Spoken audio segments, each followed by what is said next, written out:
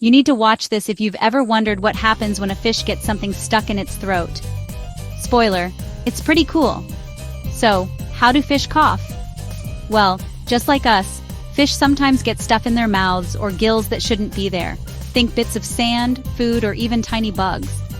When that happens, they force water out of their mouths and over their gills really fast, kind of like a sneeze underwater. Scientists actually call this a cough reflex.